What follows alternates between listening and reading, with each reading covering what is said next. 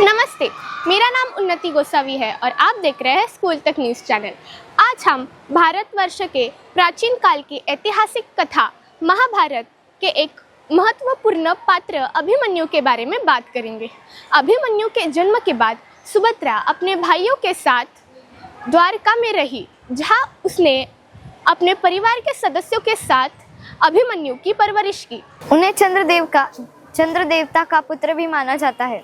धारणा है कि समस्त देवताओं ने अपने पुत्र को धरती पे अवतरित किया था, परंतु चंद्र देवता ने कहा कि वे अपने पुत्र का वियोग सहन नहीं कर सकते, अतः उनके पुत्र को सिर्फ 16 वर्ष की आयु प्राप्त की गई। उनका विवाह महाराज विराट की पुत्री उत्तरा और बलराम की पुत्री वत्सला से हुआ। अभिमन्यु के पुत्र परीक्षित, जिसका जन्म अभिमन्यु की मृत्युपरांत हुआ, कुरुवंश के एकमात्र जीवित सदस्य पुरुष थे, जिन्होंने युद्ध के समाप्ति के पश्चात पांडव वंश को आगे बढ़ाया। कर्ण ने अंतिम क्षणों में अभिमन्यु को ही सर्वश्रेष्ठ धनुर्धर मान लिया था। वे बहुत अधिक लज्जित थे। अभिमन्यु के मृत्यु का प्रतिशोध लेने के लिए अर्जुन ने जयद्रथ के वध की शपथ ली थी। अभिमन्यु महाभारत काल के सबसे सर्वश्रेष्ठ योद्धाओं में से एक तथा सबसे कम आयु में सर्वश्रेष्ठ योद्धा थे। अभिमन्यु को दवंदव युद्ध में हराना असंभव माना जाता था। अभिमन्यु अर्जुन के पुत्र थे। 15 वर्ष की आयु में उनका विवाह उत्तरा से फाल्गुन के मास में हुआ था।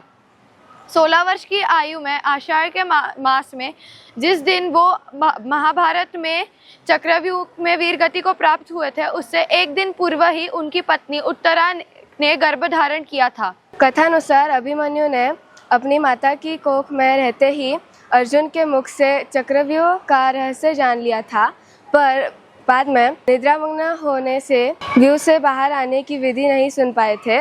अभिमन्यु की मृत्यु का कारण जयद्रथ था, जिसने अन्य पांडवों को व्यूह में प्रवेश करने से रोक दिया था। मामा श्री कृष्ण का एक नाम रणछोड़ भी है, परंतु अभिमन्यु की शिक्षा में उनके बड़े मामा श्री बलराम की शिक्षा अधिक दिखाई प्रतीत होती है। दुर्योधन पुत्र लक्ष्मण को यमलोक पहुंचाकर अभिमन्यु दुर्योधन के सामने वंश विनायक के रूप में घृणित हो चुके थे, क्योंकि दुर्योधन के बाद लक्ष्मण ही राज करते, जिस कारण उसने वीरगति प्राप्त की, परंतु अभिमन्यु ने अंत तक धर्म त्याग नहीं किया। भगवान बलराम के उस रौद्र धनुष के सामने कोई भी, चाहे वो कर्ण, दुर्योधन, द्रोणाचार्य, कृपाचार्य, कोई भी अभिमन्यु के सामने टिक नहीं पाया था।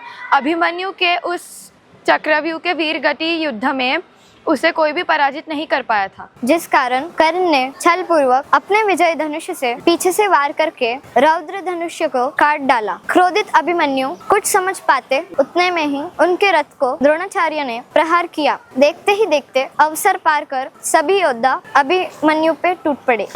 आज के लिए इतना ही, और जानकारी के लिए देखते रहिए स्कूल तक न्यूज़ चैनल। नमस्कार।